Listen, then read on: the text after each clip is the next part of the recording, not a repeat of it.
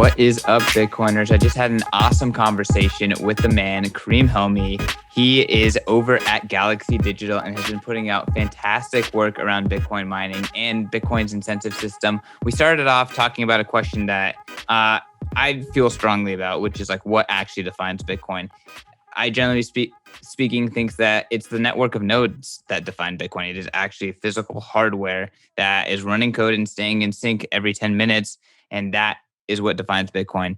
Karim definitely brought up some great points of edge cases, of crisis situations where, maybe users, people have to actually coordinate and define Bitcoin. So we went back and forth on that for a while. And then we actually talked about mining. He is an expert in mining, and I would be remiss to have him on the show and not dive into the health of the network, what is happening on the Bitcoin network, and how he feels about Bitcoin game theory. So that was great. Before we get into this podcast, though, I want to tell you about BitcoinMagazine.com. I am the managing director of BitcoinMagazine.com, as well as the host of the Bitcoin Magazine podcast. And it has been an absolute pleasure to get to interact with the Bitcoin community and give them a platform. That's what Bitcoin Magazine is. We look for the best minds in Bitcoin. We look for the best content in Bitcoin. And we look for Bitcoin truth. We like Bitcoin and we want to help the world understand it and understand the community of people behind it. So go to BitcoinMagazine.com. If you are a Bitcoiner who wants to contribute, make sure to send us some content, holler at us. Our DMs are open over at Bitcoin Magazine on Twitter, as well as you can reach us on our multitude of Telegram channels. So don't be shy. Reach out to Bitcoin Magazine and check out and enjoy our amazing content, including this interview with Karim Helmy.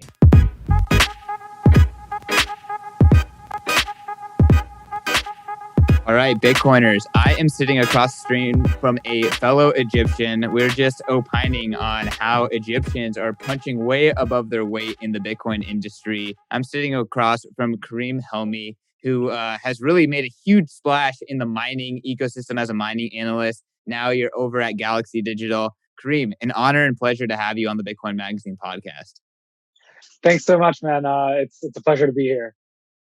So, Karim, I brought you on because we were kind of going back and forth on Twitter about what defines Bitcoin, what actually ensures the 21 million. There's a lot of theories around this. I think that there's a lot of people who would say that Bitcoin is defined by a social contract. I tend to kind of stay clear. I think that there's truly a physical network of infrastructure that is enforcing this thing. So again, this is deep down hardcore Bitcoin, what is this thing type of philosophical talk. So this is not for faint of heart, but Karim, I guess, why don't you introduce yourself first and foremost? We'll talk about maybe how you got into Bitcoin and then start setting your helping the audience understand your framework of how do you define Bitcoin? What defines the network? Totally. Absolutely. Let's talk about me and then let's get into this whole rabbit hole. Yeah, let's do it. It's going to be deep. Let's do it. So my name's Karim. I am at Galaxy Digital on the research team with Alex Thorne. We are, big Bitcoiners there. And I joined Galaxy over from Coinmetrics, where I was working on a lot of Bitcoin mining metrics and network health and, dispersion assessment. Great team. Definitely you should check them out if you haven't. But yeah, definitely ready to dive into this whole social contract discussion, because I do believe that Bitcoin is fundamentally defined by a core set of unwritten principles. Okay, well, this is not about what I think, it's about what you think. So let's talk about that. What defines Bitcoin in your mind and why? All right, there's a few things. So what defines Bitcoin is not its hash rate. What defines Bitcoin is not the miners. What defines Bitcoin is definitely not the exchanges. It's the nodes, like you said, right? I think that the nodes, in the event that the code were to diverge from a set of unwritten principles around the emission schedule, around having only 21 million Bitcoins ever, if a bug were discovered tomorrow, would side with those principles. We would, fork onto a set of the code base that actually abides by those principles. I think this is a good thing, right? I think there have been situations in a couple of altcoins, most notably Doge, where, the team was saying one thing. They were saying there was a hard cap on the supply. There was a bug in the code. Uh, the hard cap kind of just disappeared. There's a forever emission schedule. It stopped having, and it's just inflating the supply forever. And they just kept the faulty version of the code. And I think in Bitcoin, if the same thing were to happen, we would keep the hard supply cap. I think there's a couple of other minor features that define it, but fundamentally, I mean, I think the users are the spec. I don't think the code is the spec. Interesting. So the users are the spec in your mind. I mean, I think the example of like if the code started enforcing something that conflicted with the dominant social contract, that there would be an enormous amount of friction in that moment. Um, I don't know. I generally tend to, and maybe I'm just wrong, but I tend to think that with Bitcoin, more than any other network, it is extremely difficult to coordinate, people. And because of that, um, whatever is the longest chain, and you can kind of coordinate miners just with like the overflow bug back in the Satoshi days. They coordinated miners and actually, got the hash rate to support a different chain, built a longer chain, and overtook it, and then all the nodes kind of sunk up with that. There is examples of soft forks and things like that where you can kind of coordinate without disrupting the physical consensus, the physical network consensus that's happening across the internet amongst like all of these Bitcoin nodes. So I'm just kind of, I don't know, like it's so difficult to describe this kind of like what is Bitcoin topic. And, I'm just some idiot who's like opining on, what makes it. But it just seems to me like it's going to be impossible to break whatever the physical network is. And it's going to be difficult to hard fork, which is force people to get onto a new network by upgrading their software intentionally and having that software be not backwards compatible. I feel like there's just a massive friction to that, and I don't even think it's possible. Yeah, I mean, I'm not gonna lie. Like any discussion of social contract theory by two people who aren't, like PhDs, just smells like a bunch of freshmen in a college dorm smoking a ton of weed. Um, it just has it inevitably goes down that route, right? So I think And kind of two the best place to Egyptians too. So two Egyptian freshmen smoking a bunch of weed. But yeah, I'm still here for the conversation.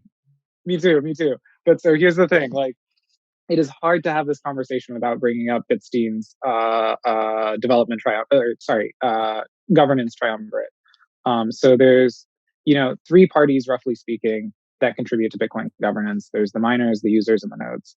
Um, in Bitcoin, and part of what differentiates Bitcoin from a lot of altcoins is that the users have actually exerted their authority over those two. I know you were talking about like, okay, we have the fork choice rule and the longest chain wins. Um, I think fundamentally that's just a mechanical way to automate a lot of our decision making processes. Hasu gets into this a little bit in unpacking Bitcoin's social contract. Definitely recommend giving that one a read. But yeah, I mean, Bitcoin users are fundamentally supreme over both the developers and over the miners. And in 2017, with the user activated soft fork, we kind of established that. And it's really the only network where that's been definitionally established. So I mean, I think you can ask a lot of hard questions, and there's a lot of situations where it's really unclear what the outcome would be in any term except for painful. It is incredibly clear that the outcome would be painful, and that the way to arrive there would be just like rocky. But if you think about something like, look, like someone SHA-256 breaks, someone just figures out a way to do SHA-256 in a single computation, and it's really easy suddenly, and they rewrite the whole chain, and it's all empty blocks. It is very, very, very difficult for me to believe that we would actually fork onto that empty blockchain and let transactions settle over the course of the next 12 years, slowly but surely, one by one, rather than implement a backwards incompatible hard fork. And I think that would be justifiable, by the way. Yeah. I mean, again, I could argue with you a lot there. You don't know what's going to happen. You don't know what's possible. Is it possible for this to happen? I think Adam Back famously said that at least you could take the UTXO set from a objective point of time, an objective block, and then implement that on a different system, theoretically. And Bitcoin will have done its job in storing its wealth as long as you can identify that that pure starting point. It will be a dirty process if something like that does happen, though. Yeah, I mean, I think checkpointing is messy. I think anything is messy, right? Like that's the thing. Uh, I also don't think this is a very likely scenario, for the record. But fundamentally, I think users govern the network. I think users are incentivized to hold value. They're incentivized to do something that doesn't denigrate the asset. Something like lifting the supply cap would fundamentally debase Bitcoin's value proposition. Something like changing the hashing algorithm when there's a very clear exploit, I'm not sure that it would.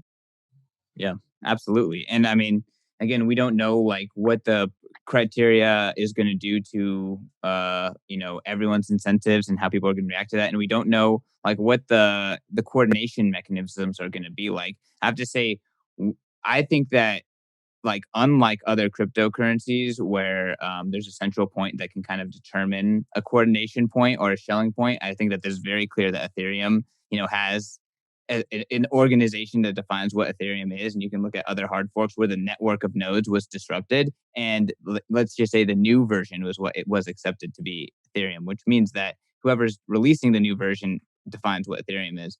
Bitcoin is not in that realm. Bitcoin, like what defines Bitcoin is something that is kind of like presently existing. And if there was a kerfuffle, my assumption is that the existing network of nodes is what people would have the majority of the shelling point, right? And Yeah, uh, our our ability to change and shift that shelling point when it comes to Bitcoin really has to do with everyone or key stakeholders in a way that maintains the existing rule set actually coordinating, and we're getting better at that. If you look at how upgrades have gone through the history of Bitcoin, like there's kind of like upgrades could happen when there was Satoshi, upgrades could kind of happen easily when there's a small group of stakeholders, but as it became more and more decentralized, it became difficult to upgrade. But now with Taproot, we're starting to see like, look, we can coordinate, we can follow the rules and coordinate and signal and do these little coordination uh, things in order to get large groups of people to act together. I'm kind of curious on how like what's your take on like the evolution of coordination in Bitcoin, what that means for the future of like the social contract versus maintaining the physical network of node that is with us today. yeah. The nodes, the users have established supremacy on the triumvirate. I think that's a good thing. I think it's going to kind of really greatly simplify future upgrades, provided they're not hugely controversial, which Taproot isn't.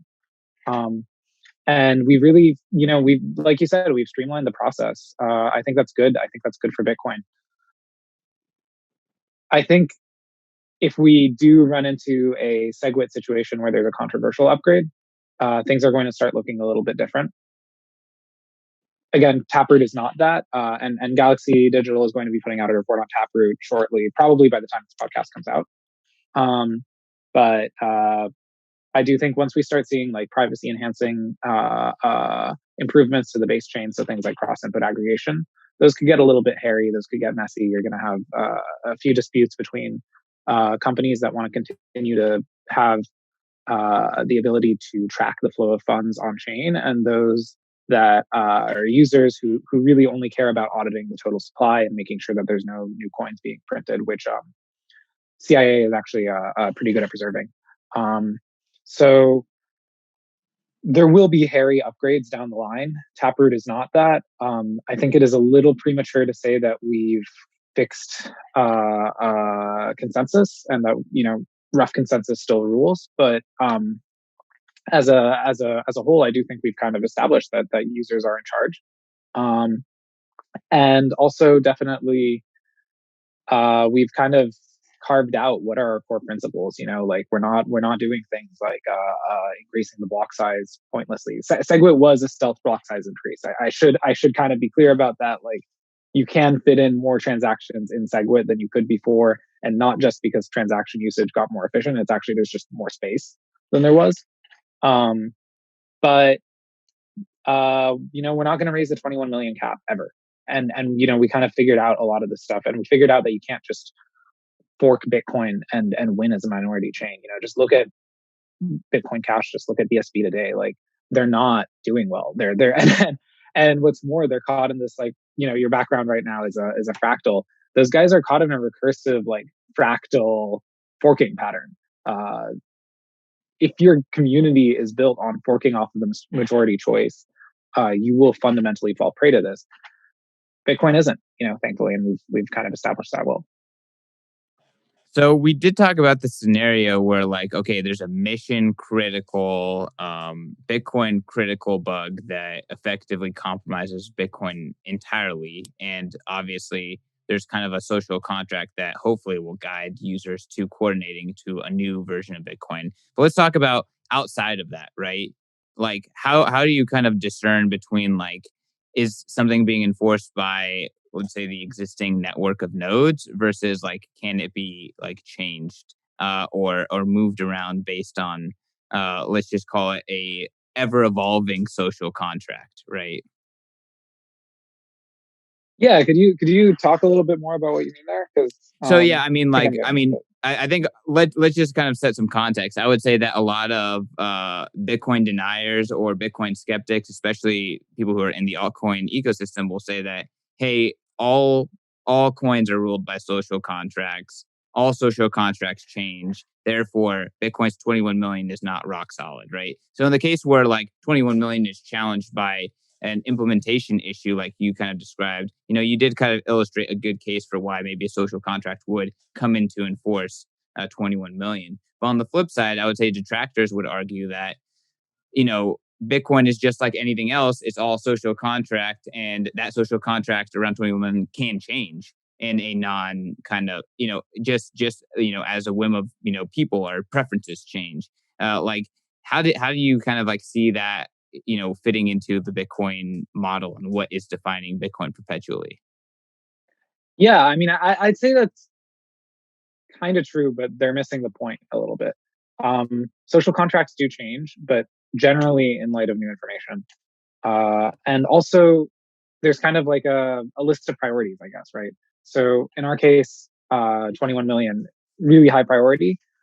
I could definitely see the network forking to add new coins in the event that, say, like, it was just there just wasn't enough fees to maintain the network, and we kept getting like super super deep reorgs, and you could never have a final transaction.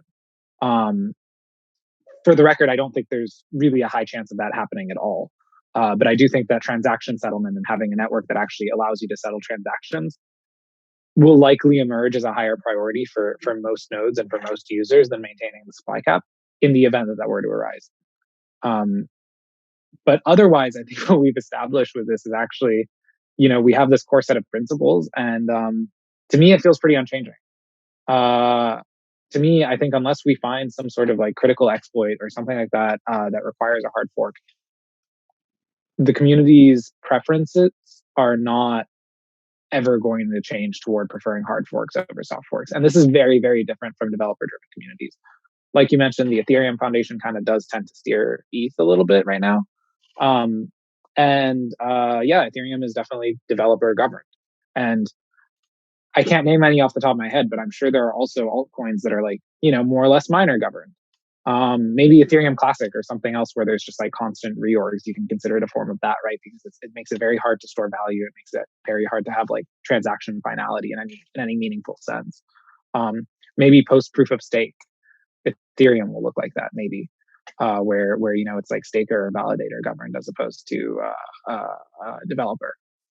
But right now, I don't want to go too far down the ETH rabbit hole, but like with the EIP 1559 debate, kind of the developers have asserted supremacy over the miners.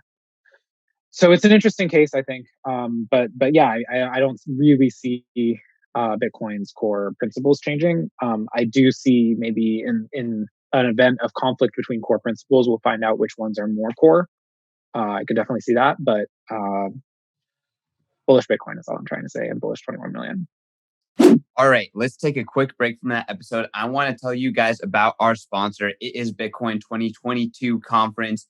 I am sure you saw the videos. You may have been there in person. Bitcoin 2021 was an absolute smashing success. It was the biggest conference in Bitcoin history, crypto history, whatever history of the digital asset sphere. Bitcoin is number one, and the Bitcoin 2021 conference is number one with a bullet. It was an absolutely incredible time. I was working my ass off the whole time, but I got to meet so many incredible community members. And I think the best testament to how amazing Bitcoin 2021 was not just all of the amazing, accolades and compliments that I got personally and our team got, but also it's the skin in the game in Bitcoin 2022. We have already sold close to 1,500 tickets. That is more than 10% of the people, everyone who went to Bitcoin 2021 have already purchased tickets to Bitcoin 2022. We have not released a date. We have not released a city. We have not released anything. That is the biggest compliment. That is the biggest skin in the game of the community being down for this conference. Bitcoin 2022 is going to be bigger than Bitcoin 2021. It is going to be better than Bitcoin 21 in every single way. And we are going to be bringing you the best opportunity to mingle with the biggest, the baddest, the most Bitcoin people on the planet. So join the revolution. Go to b.tc/conference. Get your tickets today. I don't know what the ticket prices are. They are going up. I think they're $249 right now. We just rolled out fiat ticket purchases.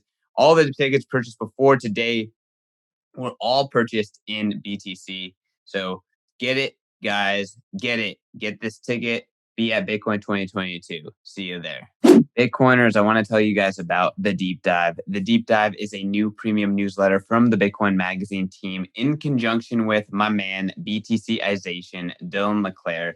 Dylan is such a multifaceted and wide-ranging analyst. He does everything from on-chain analytics to macro analysis to hash rate and all that kind of good stuff. He does it all. He breaks down everything that's happening every single day with his daily dive. He's going to dive into what is happening in the market that day. So that way you don't have to pay attention to Twitter. You don't have to pay attention to anything else. You can just pay attention to the deep dive and he has you covered. And at the end of the week, guess what? You get a weekly recap.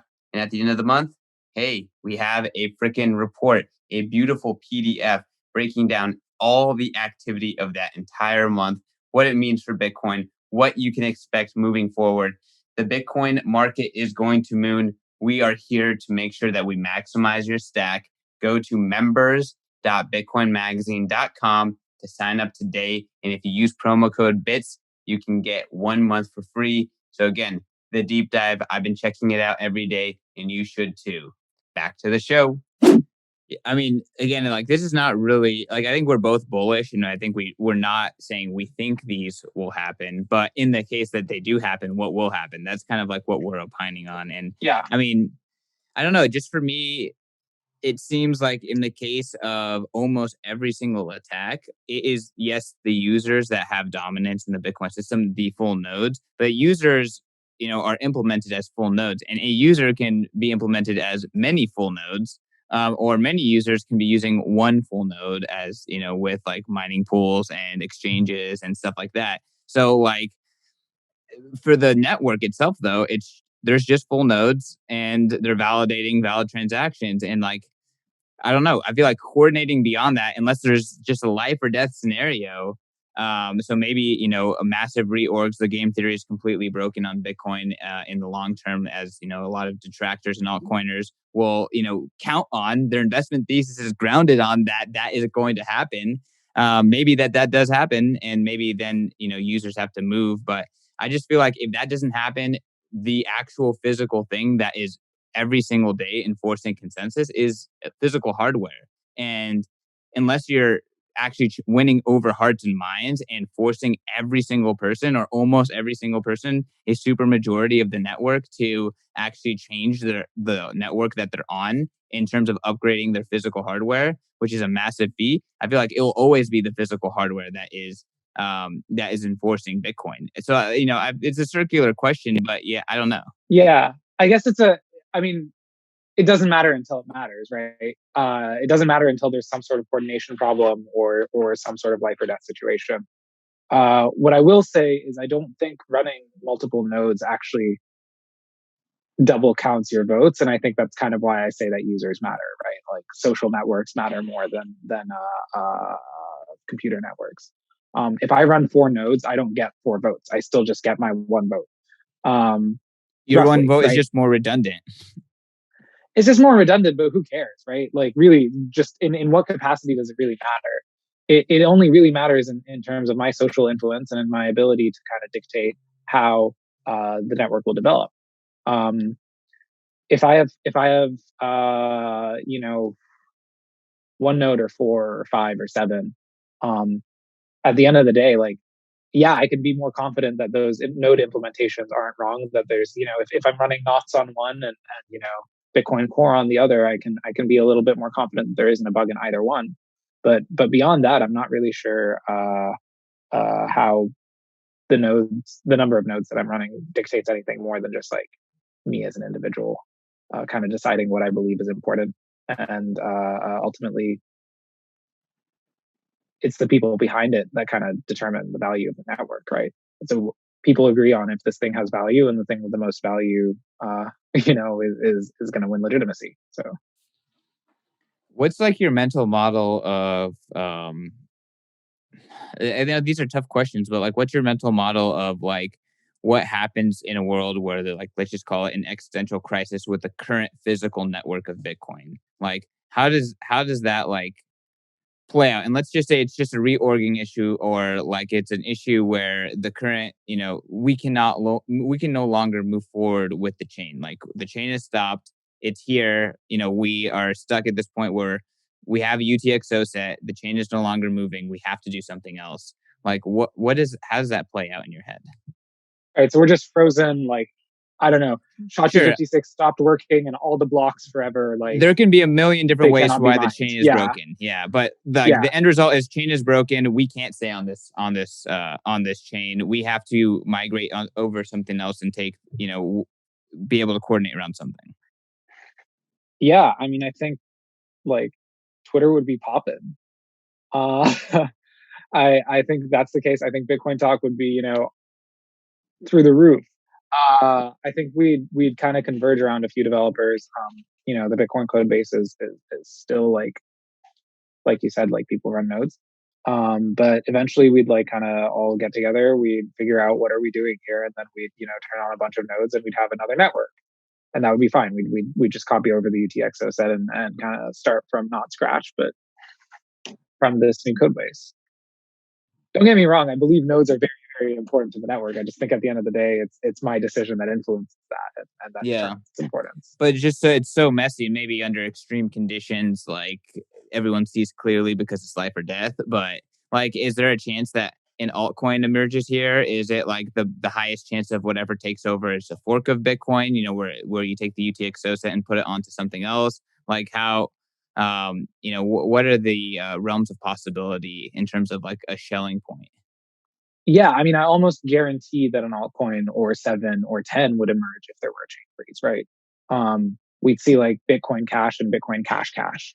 But it's yeah, I mean, I think eventually we would converge around the highest value chain. We'd converge around the one with the most activity, with the highest market cap, um, where people really feel confident in transaction settlement and transaction settlement finality. Because at the end of the day, like,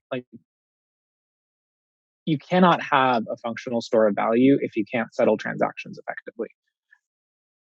So I think that's a lot of, that's a lot of the value that miners add, is that they do increase the settlement finality capabilities of the network. And that's really a solid argument for what, like, in a world where every single miner had gone to Bitcoin Cash and Bitcoin Cash had better settlement finality, that would have been a scary world. There would have been that would have been a lot messier than what we actually ended up seeing in 2017, where the users kind of like exercised their power beforehand. Um, so yeah, it's messy, but I think like the shelling point is just something that we'll figure out and something that we'll converge to. It's just going to snowball into something, right? Early winner. Um, I do think it would be an interesting test of the network's resilience.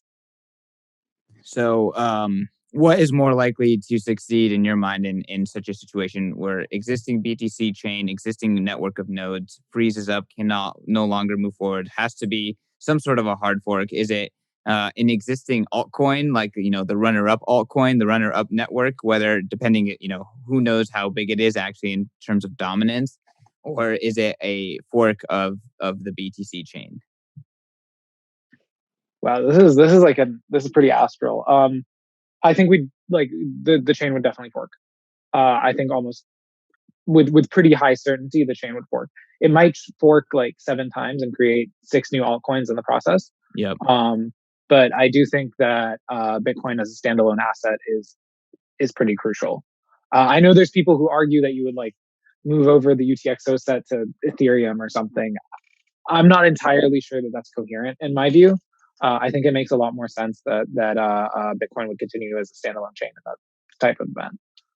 Um, Picking winners and losers of the inevitable resulting forking chains would be very, very difficult. But it's a process that we would eventually arrive at just by market dynamics. Interesting. I hope we never see these kind of crazy situations, but again, it's a fun mental exercise to kind of just try to work at. So I'm kind of curious in your mind, like, we're talking about what we would consider very unlikely scenarios. Can you talk about the health of the Bitcoin network today? You're obviously diving deep into the mining aspect, but I feel like you have a pretty good pulse on like how healthy, how sustainable are these incentive structures?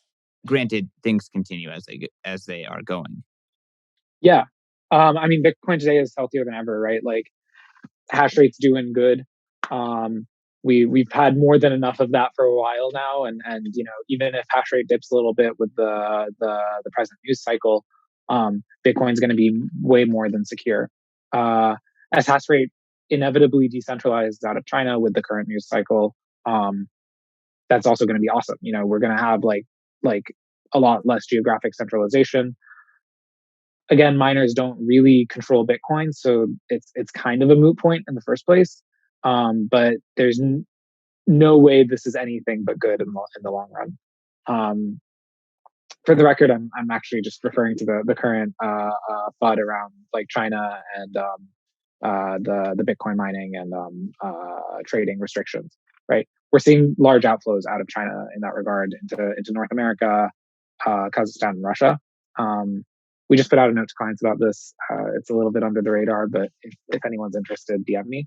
Uh, so anyway, at the the core hash rate level, the network's getting more decentralized, and it's already very healthy. Um, with the splitting up of Bitmain into Jahan's company and Mike Ree's company, we're also seeing a split off between Antpool and BTC.com. Historically, those both had the same parent company, Bitmain. Via BTC, also Bitmain is the only investor in that. So that was kind of always a little bit of a point of centralization. But given that you have two people who can't seem to get along, and they each split the baby in half, um, that's good. That's good for the network. And I think it's really good reason to be optimistic. At the holding level, Bitcoin supply is getting more and more dispersed. Address count is up. Active address count is up.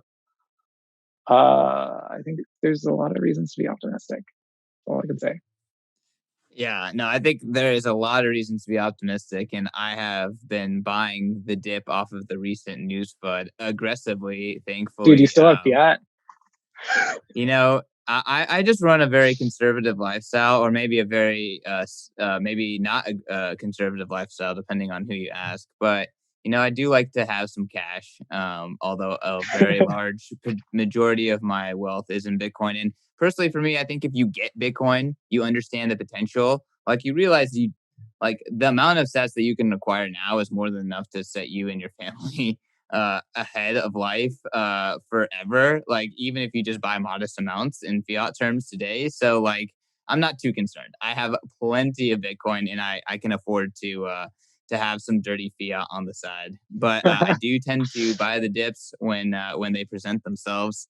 Um, but yeah, I guess we could actually transition to a little bit more optimistic, like the upside of Bitcoin, right? Like, here's a great way. One of my favorite books by far is The Sovereign Individual. I literally hand them out like Bibles. I currently own 15 copies. I'll have 10 of them at Bitcoin 2021, which will have already happened by then. but or by the time everyone's listening to this. But in that book, they said there's 100 million sovereign individuals as just off the cuff estimation, right? In terms of like population and then like what the world's going to look like. There's only 21 million Bitcoins. So if you have one Bitcoin, you're already in that 100 million sovereign individual status, according to the sovereign individual. And that's not, rock solid prediction there, but in terms of they've been directionally right and that's what they're thinking. So I feel pretty comfortable these days. Yeah, man, it's a good time to be in the industry. And honestly, like I get obviously I have my attachment to my stack, but I love the volatility. It's a big part of what drew me into the space. I get really excited when price goes up, and I get like kind of antsy, but also pretty amped when it goes down. I'm like, whoa, let's ride this. So I really can't complain. Life's good. Bitcoin today is what, like above 30 somewhere, 38. I don't know, but Flirting like there. floating there a year ago, like if you'd told me that, I would have been over the moon. So you know what? I'm just trying to approach it from that angle, and I am over the moon. So Yeah, that's awesome. Is this bull run over? I don't know. Price can go up, it can go down. It does that. It does both.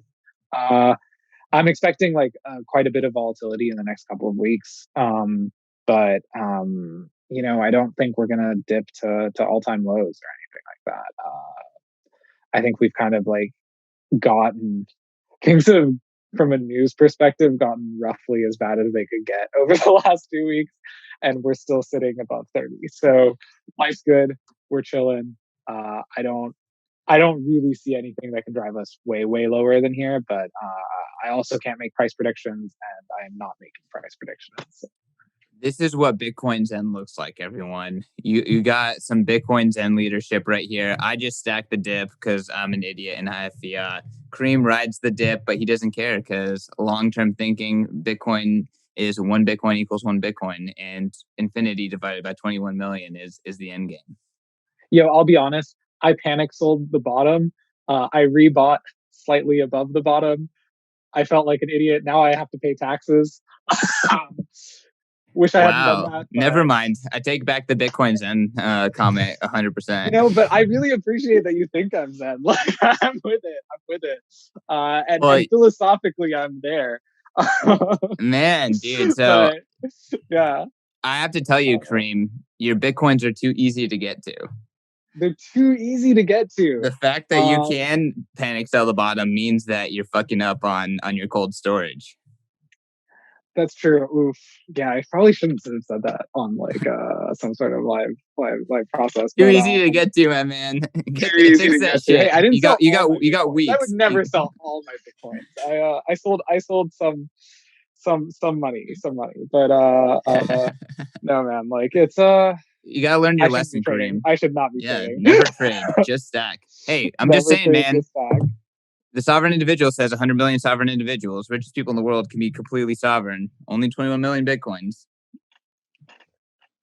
Let's do it. Only 21 million. I don't know if the math checks out, but this is not a science here. You're more analytical. I'm left. I'm the left side of the bell curve, and you're the right side. Maybe you're the middle. I can't tell if you sold, but it's true. No, it's true. You're inching closer to the right side, though. Yeah, it's okay. Does it count as selling? Does it count as buying the dip if you also sold the dip? That's the question. No, that count. That's called slapping yourself. Slapping yourself after a potential mistake. But we don't have to talk about that too much. Like when people hit you up, right? And okay, let's take it back. Let's talk about like what's happening with mining in China, what's happening mining generally. Like my thesis is that one, there's two things that matter with mining. One is kind of like this stock to flow of hash rate, because that's really the thermodynamic security that mining is providing, is how quickly and how easily could someone add additional hash rate to the network, and like what's the friction there. So like there's this kind of stock to flow to hash rate on the network. And then the other part is like, miners setting up in areas that can kind of ensure that they can stay profitable and they can have kind of like consistency, right? And minimize volatility because they're already exposed to enough volatility on the Bitcoin price. So I think those are like the two most important factors. Like when you're like seeing like the shifts in China, like, is that being reflected on chains? That are being reflected in hash rate? Are we seeing like the actual like disruptions happening to the network? And like, I guess, can you just talk about like, I guess this is kind of a pretty wide ranging circular question, but like, what what is what is good for Bitcoin mining? Like, why is what's happening right now good? Why does that kind of fit into your kind of uh, mining and security confidence in the network? Because I feel like there's a lot of like fear around like the incentives and how well these incentives can hold the network together. Yeah. Okay. So the most recent estimate of the amount of hash rate in China is Q2 2020 from Cambridge. Puts it at about 65%. That is fine. Um, it's not, a huge problem or anything, but it's not amazing. It's not great that like, within one like regulatory jurisdiction, we have 65% of effectively the hashing power on the network. And like you mentioned, the stock to flow of hash rate today, the flow today is functionally zero. There just aren't really new machines entering the market. Hash rate has stalled out um, because of the global chip shortage. So it is 65% of the stock. The flow is zero. I don't love it. I'm very confident in Bitcoin security. I don't think that this is a real threat in any sort of substantive capacity. Um, but it would be amazing if some of that hash rate left. What we were just blessed with, like literally without trying, and the market's freaked out in response to this, but it's actually long term very, very, very good. Uh, is an opportunity to kind of change that a little bit, to make the network a little bit more decentralized, to move to different jurisdictions where there isn't currently a ton of hash rate, uh, and to make ultimately the network more secure. So yeah, when I do kind of my mental math on this, I just see that it's really, really good. Before we get back to the episode, I want to tell you guys about Bitcoin Magazine. Bitcoin Magazine is the oldest publication covering Bitcoin, and we've been covering Bitcoin since 2012. Y'all, I'm so proud to be working for Bitcoin Magazine. We spend all day trying to scour the internet for the top news, the top plebs, the top subjects, conversations, everything that has to do with BTC, the asset, BTC, the culture, BTC, the revolution. We are here for it. We are here for BTC and BTC only, and we want to give back to the Bitcoin community. Hit us up if you want to contribute. And yeah, go follow us on Twitter. Go subscribe to this podcast. Go follow us on YouTube. All of the places that you can find Bitcoin Magazine, we are there. Instagram, Reddit, everywhere. We're there. We're there. Follow us for the best Bitcoin knowledge. Back to the episode. I mean, what are you seeing from like a hash rate perspective that is making you believe that this is actually happening? It's not some like giant gaslighting attempt or 3D chess from on behalf of entities in China. Like, are we actually seeing signs of hash rate moving? Yeah, no, we're seeing signs of hash rate moving. It's nothing that you can detect on chain yet, especially with the annual Great Miner migration between Inner Mongolia and the Sichuan Valley. Uh, it's like hard to detect. There will be a drop in hash rate over the next couple of weeks. That drop in hash rate will largely not be attributable to hash rate leaving China, but rather just to miners relocating internally. Uh, from a regulatory perspective, from like a real regulatory perspective, there hasn't been anything substantive. There's been more additions to the ban on Bitcoin mining in Inner Mongolia, which already existed. Uh, so yeah, there's nothing. I mean, like there's no reason to think that the hash rate is going to leave like imminently. That said, we are talking to miners in China. We are talking to people who own a lot of rigs in China. We're talking to manufacturers, everything like that. Every indicator says that this is real. It's not necessarily like a real ban, but the exodus is real. So do with that what you will. But I think hash rate becoming more globally distributed is just good for Bitcoin, and it's happening beyond a Yeah. shadow of a doubt. So In terms of like the end state of like hash rate being distributed, is it really going to come down to where resources are physically located? Like what's kind of like the end game there? Well, and what other factors play into it? Yeah, so physical location definitely matters, right? Like at the end of the day, the government is a monopoly on violence. So the state is a monopoly on violence. So that matters. Um, Violence is a reasonably effective form of control. What also matters is just that you have like different corporate entities operating things, because that's another form of control, right? Um, Financial control, effectively. So it matters a lot that this hash rate is getting distributed better. It is also awesome that kind of we're seeing hash rate move from weak hands like mine to stronger hands. We're seeing hash rate move from people who are willing to sell under duress to uh, just other, opportunistic buyers. And that's good. That, like even if it's not like there's a one-to-one relationship between the people selling their rigs and the people buying, right? Like, there's going to be more buyers than sellers. There's going to be like sellers aren't going to necessarily like sell their entire stock. They're just going to distribute outside of the country. A lot of them aren't like even really selling. They're just moving a portion of their machine allocation from China to North America. Um, so that's good. That makes it more difficult. Ultimately, the network is just going to come out more decentralized on this from every level. What I'm very, very, very excited for that is not exactly related to this is the development of Stratum V2, which is going to make decentralization at the pool level. So currently, there's a degree of centralization with mining pools. I believe it requires three or four mining pools to get to 51% of the Bitcoin hash rate. Um, that's fine. Like mining pools are just aggregators of hash rate. It takes about 10 minutes for a miner to move their hash rate from one pool to another. So if these pools start colluding and attacking the network, it's not the end of the world. A lot of miners will shift off because they are economically incentivized to do so. Uh, but it's not great, right? Like it's another one of those things where it's like it could be better. Stratum V2 makes it a lot better. Stratum V2 allows miners to order their own blocks and to select their own templates. Um, order their own transactions by selecting their own templates. And that, increases Bitcoin's decentralization. It makes it robust to having a degree of centralization at the pool level because uh, the mining level matters a lot more.